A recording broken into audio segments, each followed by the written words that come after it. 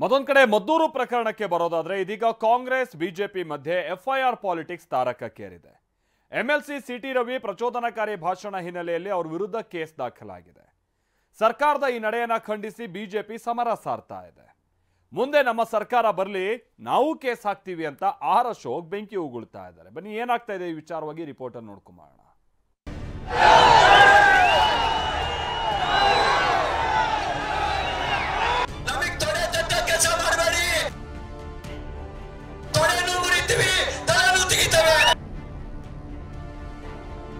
ಪ್ರಚೋದನಕಾರಿ ಭಾಷಣ, ಸಿಟಿ ರವಿ ವಿರುದ್ಧ ಎಫ್ಐಆರ್.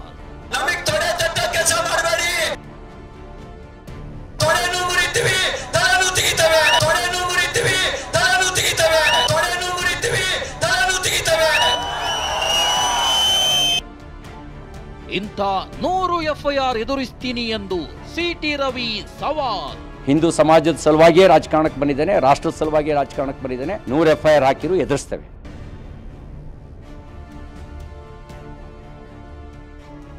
ನಿಮ್ಮ ನಡೆ ಜಗಜ್ಜಾಹೀರಾಗಿದೆ ಎಂದು ಡಿಸಿಎಂ ಡಿಕೆ ಕೌಂಟರ್.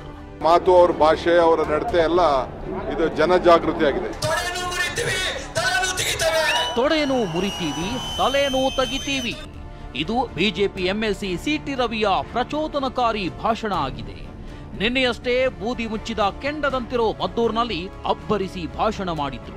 ಕಾಂಗ್ರೆಸ್ ನಾಯಕರ ವಿರುದ್ಧ ಸಿಡಿದೆದ್ದಿದ್ರು. ಅದನ್ನೇ ಒಮ್ಮೆ ನೀವು ಕೇಳಿಸಿಕೊಳ್ಳಿ.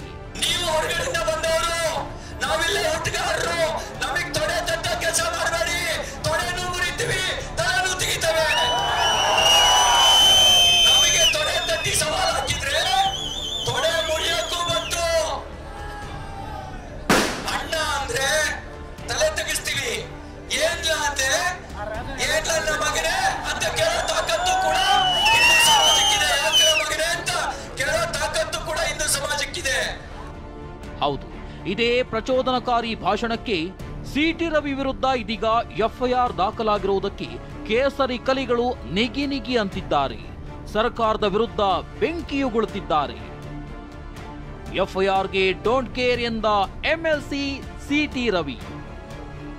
ಎಫ್ಐಆರ್ ಹಾಕಿರುವುದಕ್ಕೆ ವಿರೋಧ ವ್ಯಕ್ತಪಡಿಸಿದ ಸಿಟಿ ರವಿ ಆಕ್ರೋಶ ಹೊರ ಹಾಕಿದ್ರು.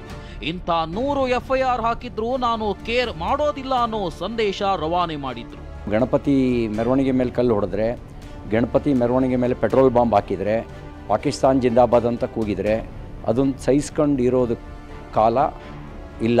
ನಮ್ಮ ತಾಳ್ಮೆಯ ಕಟ್ಟೆ ಒಡೆದಿದೆ ಅನ್ನೋದನ್ನು ತೋರಿಸೋದಕ್ಕೋಸ್ಕರನೇ ಮದ್ದೂರಿನಲ್ಲಿ ಜನಾಕ್ರೋಶ ವ್ಯಕ್ತ ಆಗಿದ್ದು. ನನಗೇನು ಹೆದರಿಕೆ ಇಲ್ಲ. ನನಗೆ ಬಂಧನವೂ ಹೊಸ್ತಲ್ಲ, ಜೈಲು ಹೊಸ್ತಲ್ಲ, ಹೋರಾಟವೂ ಹೊಸ್ತಲ್ಲ. ಹೋರಾಟದ ಹಿನ್ನೆಲೆಯಿಂದಲೇ ಬಂದವನು ನಾನು. ನನಗೇನು ಹೆದರಿಕೆ ಇಲ್ಲ. ಹಿಂದೂ ಸಮಾಜದ ಸಲುವಾಗಿಯೇ ರಾಜಕಾರಣಕ್ಕೆ ಬಂದಿದ್ದೇನೆ, ರಾಷ್ಟ್ರದ ಸಲುವಾಗಿಯೇ ರಾಜಕಾರಣಕ್ಕೆ ಬಂದಿದ್ದೇನೆ. ನೀವು 100 ಎಫ್ಐಆರ್ ಹಾಕಿರು ಎದುರಿಸ್ತೇವೆ. ಸಿಟಿ ರವಿ ನಡೆ ಜಗಜ್ಜಾಹೀರು ಆಗಿದೆ ಅಂತ ಡಿಸಿಎಂ ಡಿಕೆಶಿ ಕೆಂಡ ಕಾರಿದ್ರು. ಇದಕ್ಕೆ ತಿರುಗೇಟು ಕೊಟ್ಟ ಸಿಟಿ ರವಿ ನನ್ನ ಮಾತಿಗೆ ನಾನು ಈಗಲೂ ಬದ್ಧ ಅಂದಿದ್ದಾರೆ. ನನಗೆ ಗೊತ್ತಿಲ್ಲ, ಅವ್ರದ್ದು ಅದು ಪದ್ಧತಿ, ಅದು ಪದ್ಧತಿ, ಅವ್ರದ್ದು ಸಂಸ್ಕೃತಿ, ಇದೆಲ್ಲ ಗೊತ್ತಿಲ್ಲ ನನಗೆ. ಬಟ್ ಅದೇನು ನಾನು ತಿಳ್ಕೊಳ್ತೀನಿ, ನನಗೆ ಗೊತ್ತಿಲ್ಲ. ಬಟ್ ಅವ್ರ ಮಾತು, ಅವ್ರ ಭಾಷೆ, ಅವರ ನಡತೆ ಎಲ್ಲ ಇದು ಜನಜಾಗೃತಿ ಆಗಿದೆ. ಹಾಗಂತ ಸತ್ಯ ಹೇಳೋದನ್ನು ಬಿಡಲಿಕ್ಕೂ ಸಾಧ್ಯ ಇಲ್ಲ. ನಾನು ನಿನ್ನೆ ಮದ್ದೂರಿನಲ್ಲಿ ಮಾತಾಡಿರೋದು, ನೀವು ಆ್ಯಕ್ಷನ್ ಮಾಡಿದರೆ ನಮ್ಮ ರಿಯಾಕ್ಷನ್ ಇರುತ್ತೆ, ನಮ್ಮ ಸಹನೆಗೂ ಒಂದು ಮಿತಿ ಇದೆ ಅನ್ನೋದನ್ನು ಹೇಳಿದ್ದೀನಿ. ಇನ್ನು ಸಿಎಂ ಸಿದ್ದರಾಮಯ್ಯ ಪೊಲೀಸರು ಕ್ರಮ ಕೈಗೊಳ್ತಾರೆ ಎಂದು ಇದಕ್ಕೆ ಸಿಡಿದೆದ್ದ ವಿಪಕ್ಷ ನಾಯಕ ಆರ್ ಅಶೋಕ್, ನಮ್ಮ ಸರ್ಕಾರ ಬರಲಿ, ನಾವು ಕೇಸ್ ಹಾಕ್ತೀವಿ ಎಂದು. ಸಿಟಿ ರವಿ ಅವರ ಮೇಲೆ ಸರ್, ಸಿಟಿ ರವಿ ಅವರ ಮೇಲೆ ಸಿಟಿ ರವಿ ಅವರ ಮೇಲೆ ಸರ್, ಸಿಟಿ ರವಿ ಅವರ ಮೇಲೆ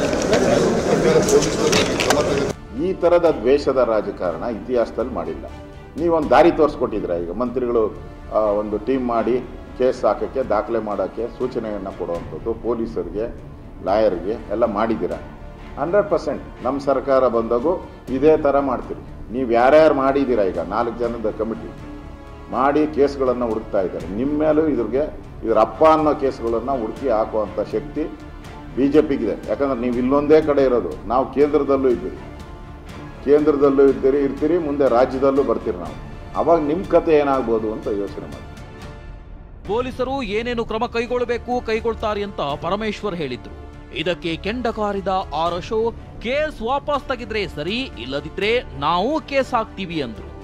ಅವರೇನೋ ದ್ವೇಷ ಭಾಷಣ ಮಾಡಿದ್ದಾರೆ ಅಂತ ಹೇಳಿ ಅವರು FIR ಮಾಡಿದ್ದಾರೆ. ಮುಂದೆ ಏನು ಕ್ರಮ ತಗೋಬೇಕು ಅವ್ರು ತಗೊಳ್ತಾರೆ. ಮೊದಲ ಬಾರಿಗೆ ಕರ್ನಾಟಕದಲ್ಲಿ ಈ ಥರದ ದ್ವೇಷದ ರಾಜಕಾರಣ ಮಾಡೋ ಮುಖಾಂತರ ಪರಂಪರೆ ಹಾಕಿದ್ರ 100% ನಿಮಗೆ ಇದಕ್ಕಿಂತ ಡಬಲ್ ಕೇಸ್ ಅವತ್ತು BJP ಹತ್ರ ಬಂದು ಬೆಗ್ ಮಾಡಬೇಕು. ನೀವು ಆ ಥರದ ಪರಿಸ್ಥಿತಿ ನಿಮಗೆ ಬಂದೇ ಬರುತ್ತೆ. ಈ ಎಚ್ಚರಿಕೆಯನ್ನು ಕೊಡ್ತಾ ಇದ್ದೀನಿ. CT ರವಿ ಮೇಲೆ ಹಾಕಿರುವಂಥ ಕೇಸ್ ಏನಿದೆ ಅದನ್ನು ಕೂಡಲೇ ವಾಪಸ್ ಪಡಿಬೇಕು. ಕಾಂಗ್ರೆಸ್ನಿಂದ ಟಾರ್ಗೆಟ್ ರಾಜಕೀಯ ನಡೀತಿದೆಯಂತ ಛಲವಾದಿ ನಾರಾಯಣಸ್ವಾಮಿ ರೋಷಾವೇಶಗೊಂಡ್ರು. ಕಾಂಗ್ರೆಸ್ಗೆ CT ರವಿಯವರ ಮೇಲೆ CT ರವಿ ಅವರು ಹೇಳಿರೋದೇನು, ಕಾಲ್ ತೆಗಿತೀವಿ ಕೈ ತೆಗಿತೀವಿ ಅಂತ ಕೆಲವರೆಲ್ಲ ಮಾತಾಡ್ತಾರಲ್ಲ, ಅಂಥ ಕಾಲ ಮುಂದೆ ಜನರಿಂದ ಬರ್ಬೋದು. ಅದರಿಂದ ಅಂಥವು ಆಗದಿದ್ದಂಗೆ ನೋಡ್ಕೊಳ್ಬೇಕು ಸರ್ಕಾರ ಅನ್ನೋ ಒಂದು ಕಿವಿ ಮಾತನ್ನು ಹೇಳಿದ್ದಾರೆ. ಅದನ್ನು ತಗೊಂಡು ಅವ್ರ ಮೇಲೆ ನೀವು FIR ಆಗ್ತೀರಿ ಅಂತಂತಂದ್ರೆ ಗೊತ್ತಿರೋದೇ ಟಾರ್ಗೆಟ್ ಯಾರು BJPಯಲ್ಲಿ. ಕಾಂಗ್ರೆಸ್ಗೆ ಟಾರ್ಗೆಟ್ ಯಾರು? CT ರವಿ ಟಾರ್ಗೆಟ್, ಅಶೋಕ್ ಅವರ ಟಾರ್ಗೆಟ್, ವಿಜೇಂದ್ರ ಟಾರ್ಗೆಟ್, ಛಲವಾದಿ ನಾರಾಯಣಸ್ವಾಮಿ ಟಾರ್ಗೆಟ್. ನೋಡಿ, ಮೊದಲು ಈ ಎಲ್ಲ ಪ್ರಕರಣಗಳನ್ನು ಏನು ಮಾಡ್ತಾ ಇದ್ದಾರೆ BJP ಮೇಲೆ ಮತ್ತು ಹಿಂದೂ ಕಾರ್ಯಕರ್ತರ ಮೇಲೆ, ಇವರು ಹತಾಶೆ ಆಗಿಬಿಟ್ಟಿದ್ದಾರೆ. ಒಂದು ಕೋಮನ್ನು ಖುಷಿಪಡಿಸಲಿಕ್ಕೆ ಎಲ್ಲ ಹಿಂದೂಗಳನ್ನು ಟಾರ್ಗೆಟ್ ಏನು ಮಾಡ್ತಾ ಇದ್ದಾರೆ, ಅದು ಉದ್ದೇಶದಿಂದ ಈಗೂ ನನ್ನ ಮೇಲೂ ಸುಮಾರು 70 ಕೇಸ್ಗಳನ್ನು ದಾಖಲೆ ಮಾಡಿದ್ದಾರೆ ಕರ್ನಾಟಕ ಸರ್ಕಾರ. ಮತ್ತೊಂದೆಡೆ ಮದ್ದೂರಿನ ಗಣೇಶ ಮೆರವಣಿಗೆ ವೇಳೆ ನಡೆದ ಕಲ್ಲು ತೂರಾಟ ಸಂಬಂಧ ಪೊಲೀಸರು 22 ಆರೋಪಿಗಳನ್ನ ಜೈಲಿಗಟ್ಟಿದ್ದಾರೆ. ಇನ್ನು ಬಂಧಿತ 22 ಆರೋಪಿಗಳನ್ನ ಕಸ್ಟಡಿಗೆ ಕೇಳೋದಕ್ಕೆ ಪೊಲೀಸರು ನಿರ್ಧರಿಸಿದ್ದಾರೆ. ಗಲಭೆ ಕೃತ್ಯದ ಹಿಂದಿರೋದು ಯಾರು ಎಂದು ತನಿಖೆ ಮಾಡಲು ತಯಾರಿ ನಡೆಸಿದ್ದಾರೆ. ಮತ್ತೊಂದು ಕಡೆ ಕಲ್ಲು ತೂರಾಟದ ಮಾರನೇ ದಿನ ಪ್ರತಿಭಟನೆ ನಡೆಸಿದವರ ವಿರುದ್ಧವೂ ಕೇಸ್ ದಾಖಲಾಗಿದೆ. ಈಗ ಶಾಂತಿಯಿಂದ ಇದೆ. ಈಗ ಅಲ್ಲೇನು ನಾವು ಅರೆಸ್ಟ್ ಮಾಡಿದ್ರು, ಅವ್ರ ಮೇಲೆಲ್ಲ ಕ್ರಮ ತಗೊಂಡಿದ್ದಾರೆ. ಈಗಾಗಲೇ ಕೇಸಸ್ ಬುಕ್ ಆಗಿದೆ. ಮತ್ತು ನೆಕ್ಸ್ಟ್ ಡೇ ಏನು ಈ ಪ್ರೊಟೆಸ್ಟ್ನಲ್ಲಿ ಮಾಡಿದಂಥವ್ರು ಅವ್ರೇನೇನು ಮಾಡಿದ್ರು ಅದೆಲ್ಲ ಕೂಡ ಕ್ಯಾಪ್ಚರ್ ಮಾಡಿದ್ದಾರೆ ವಿಡಿಯೋಗ್ರಾಫ್ಸು. ಇನ್ನು 7 ಆರೋಪಿಗಳು ತಲೆಮರೆಸಿಕೊಂಡಿದ್ದು, ಇವರ ಬಂಧನಕ್ಕೆ 3 ತಂಡ ರಚನೆ ಮಾಡಲಾಗಿದೆ. ಈ 7 ಮಂದಿ ಅಷ್ಟೇ ಅಲ್ಲದೆ ಪ್ರಕರಣದಲ್ಲಿ ಮತ್ಯಾರಾದರೂ ಇದ್ದಾರಾ ಎಂದು CC ಕ್ಯಾಮೆರಾ ಪರಿಶೀಲನೆ ಮಾಡ್ತಿದ್ದಾರೆ. Bureau report, TV9.